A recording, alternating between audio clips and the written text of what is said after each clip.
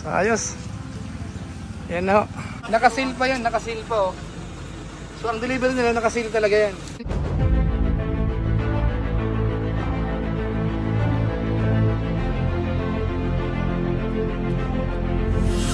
Ayun, shoutout guys, muli po, welcome to my YouTube channel. Ito po si Kuya Julay, ang inyong katugang, ang inyong kalingap na muling babati po sa inyo ng magandang araw, magandang gabi, sa ang sulok man po tayo ng mundo naroon. At sa araw na ito, meron tayong panibagong vlog.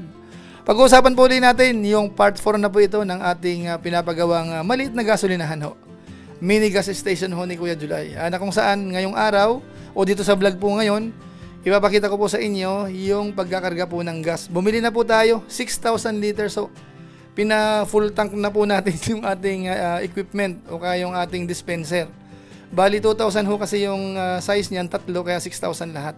Tapos bukod po dyan, yung ilang mga ginagawa, kasi nasa finishing na po tayo, painting, konting binubuhusan pa po, isi-share po yan ni Kuya Julay, mga kabayan po natin. Pero bago po yun, paalala muna po, baka sakaling meron po ditong hindi nakasubscribe sa ating YouTube channel, huwag natin kalimutan, Julay Paunil, tapos pakipindot lang po yung notification bell button para lagi po tayong updated sa aking mga video upload. Tapos yung ating Facebook page po, pwede nating suportahan, pwedeng i-follow, pwede pong i-like at saka i-share yung mga upload po natin. Tapos sina Kuya Bal Santos Matubang, Kalingap Rab, huwag nating kalimutan, suportahan po natin. Pati po yung aming mga kasamahan po sa Team Kalingap, mga Lingap partners. Maraming salamat po sa inyong lahat. So ngayon po tuloy na tayo, pag-usapan na po natin itong patungkol po sa pinapagawa po nating mini gas station ho. Bali part 4 po ito. Bilang pagbibigay po sa inyo ng update dito sa pinapagawa nga po natin, dahil po pwede po itong gayahin ng ilan po sa mga kaibigan natin na sa lugar po nila ay po pwede rin pong gawin yung ganitong business. Bagamat ito po ay parang pang small time din, pero kung sakasakali pong lalaki po yung kliyente, dadami yung mga customers, po pwede hong gumanda po ang kita dito, mga kabayan po natin. So sa pagkakataon pong ito, ang i-highlight natin ay yung pag-deliver ho ng gasolina at saka ng crudo po dito sa equipment po natin. Dahil nga po nung nakaraan, yung pinaka-agent ho ay pumunta dito. Pina-inspection po natin para sigurado po yung mga diskarte. Gaano kalaking truck ang po pwede po dito. So yun nga po, nakapagkarga na po. Siguro panoorin natin sandali po yung clips nung nagkakarga ho. Ito po yun. Unang load natin.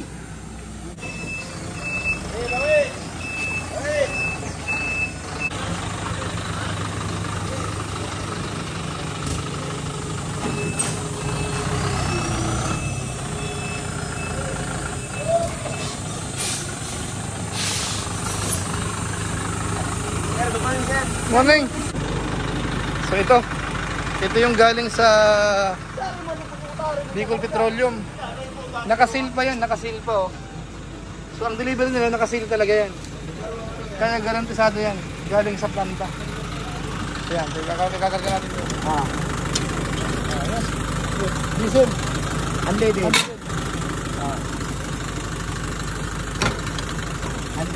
Unleaded. Ano? Yeah. Hindi pang diesel ko yan. Ano sa ulo ka lang? Diesel. Okay, diesel. Diesel.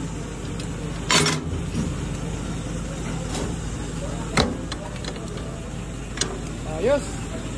Saka. Ito. Ayan. Yes. So ito yung mga seal, remembrance. Tarayo ko sa naka.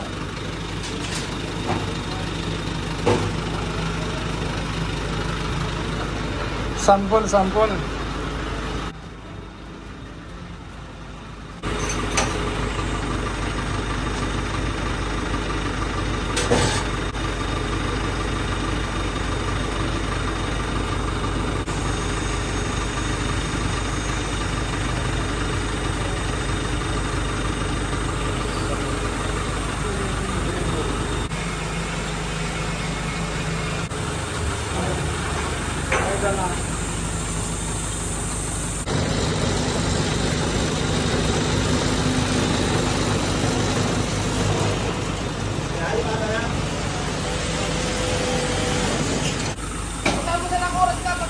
Ayan, tapos na. Nakargahan na.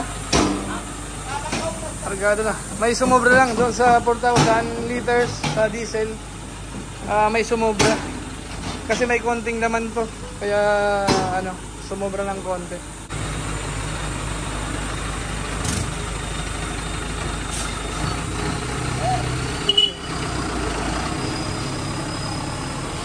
Yun. So, unang karga. Punong-puno. Bali ano yun, punong-puno ito. Sumobra pa. Dahil nga may konting laman sa loob yan eh. So yun mga kabayan po natin. Sobra ho ano. Lumalabas ho kasi yung nabili nating equipment, may konting laman po yan. Yung pinaka-protection po yan ng tangke para hindi po kalawangin. So ipagpalagay po natin mga 75 liters. So kanina po tinatandya ko po bawat compartment, halos kulang-kulang 100 liters yung ano natin. Yung sumosobra. Kaya nilagay po natin doon sa container para gamitin na lang po nung ating mga ginagamit na mga patubig sa sakahan. So isang bagay lang po ang maliwanag dito, yung nakuha po natin nagdi-deliver ay napakalegal. Actually po naka-seal pa ho eh. Bawat compartment naka-seal. Pati po yung discharge side naka-seal din po. Ibig sabihin, galing mismo sa planta mga kabayan po natin. Kaya maraming salamat po dun sa supplier. So ngayon po, ituloy natin dito po sa iba pang mga ginawa rin patungkol po dito sa project na ito. Yung ilan po sa mga short clips. Ito panoorin po natin. So ito po update natin. Araw po ng Monday ngayon. Bali, flooring na po dito sa ano, daanan papunta sa bahay. Diretso po yan doon. Yan, mixer tayo, gumagamit ng mixer. Tapos ilang labor pa. Baka sakaling bukas po, matapos na natin ito. Tapos silipin natin yung progress naman ng painting. Tuloy-tuloy, ayan. Pintura. Ayan ang update. Nakasampa na yung unit, may laman na yan. So ang kulang na lang ay yung signage at saka yung roll-up door. Tapos yung toilet, tingnan natin kasi yung ceiling dun okay na. May konting pinipinturahan pa. Ayan, so yung water closet na lang saka lavatory ang kakabit bukas. Ceiling halos okay na. Yung painting, ayan, naporma na rin yung painting natin. Ayan. So konting-konti na lang. Ayan, yun ang update natin sa ngayon. So ayos. Ayan na ho.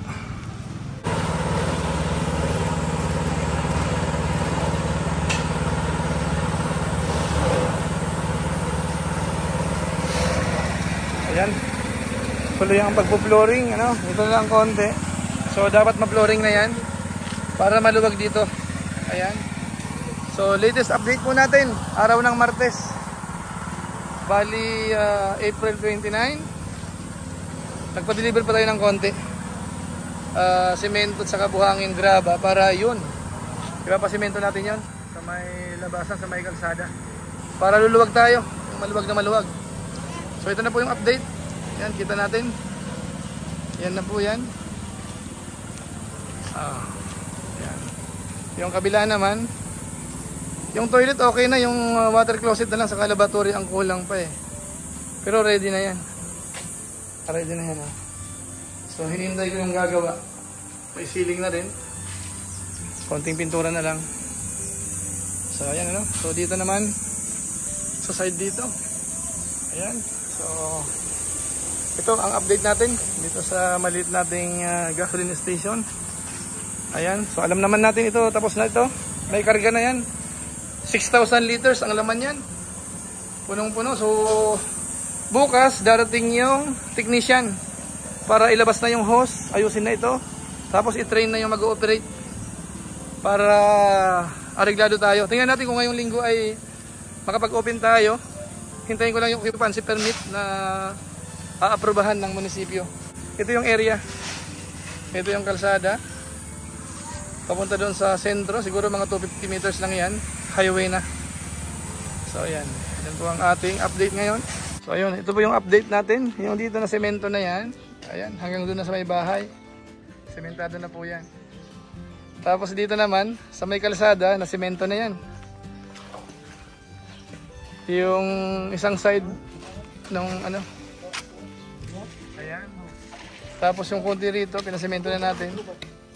Tapos pinasama na rin natin yung ano. Yung poste para sa signage. Yan natin ilalagay para kitang-kita yan dito sa may labas naman. So banda dyan, abang natin. Tapos ito naman yung huling flooring. Ayan.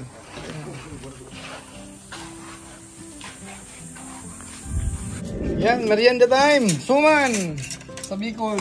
Suman. Pansit Bicol. Pansit Bicol sa suman. Ayos na yan.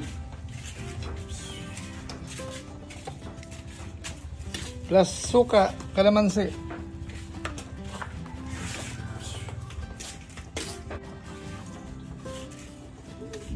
So yan po yung update natin sa ngayon.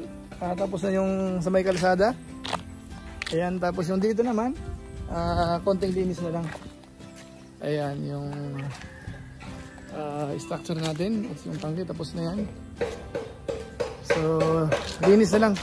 Papalinis na lang natin to. Palinis natin. Doon may pinapagawa kong konti, ano, yung gagawin nating maliit na electrical room. So, siguro silipin natin sandali.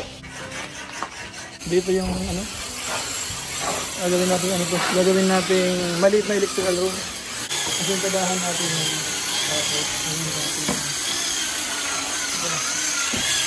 maliit na ano, electrical room area na lang. Dahil yung solar battery natin, yan, masyadong malaki.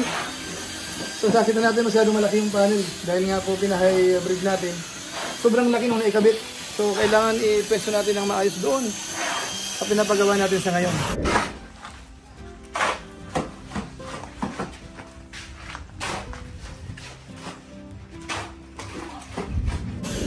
Para at least dito sa ano, pinakabalkonahe, walang masyadong sagabal, walang mga nakikita ng ano, electrical parts, ano. So yan po ang project natin, patungkol po dito sa ginagawa nating mini gas station. So ilang days na lang po, ano, bukas darating po yung technician para ilagay na ho, i-testing commission po yung equipment, plus iti-train na po yung mag-ooperate. So inaasahan ko bukas matapos yan. So itong linggo na to, kapag lumabas na yung ano natin, yung occupancy permit, buksan na natin ito para magamit na, ano, mga kabayan natin. So maraming salamat po sa inyo. Pansamantala po, magpapaalam muna tayo. Abang-abang na lang po ulit tayo sa mga susunod pa nating vlog. Yung patungkol po sa actual price niyan, yung lahat ng ginastos po natin, siguro sa mga darating po na vlog natin, patungkol po sa mini gas station na yan. I-share ko po yan sa inyo, wag kayong mag-alala. So maraming salamat. Pansamantala po, paalam muna si Kuya July. Kita-kita ulit tayo sa mga sunod ko pang vlog. Kung inyo po ito nagustuhan, pwede po natin i-share. So maraming salamat po sa inyo. So muli, ito po si Kuya July, ang inyong katugang, ang inyong kalingap na pansamantalang nagpapaalam po muna. Kita-kita ulit tayo sa mga susunod ko pang vlog. Maraming salamat sa inyong walang sawang pagsuporta po sa ating YouTube channel. Pagpalain nawa kayo ng Diyos, mabuhay tayong lahat. God bless. Bye-bye. Bye-bye.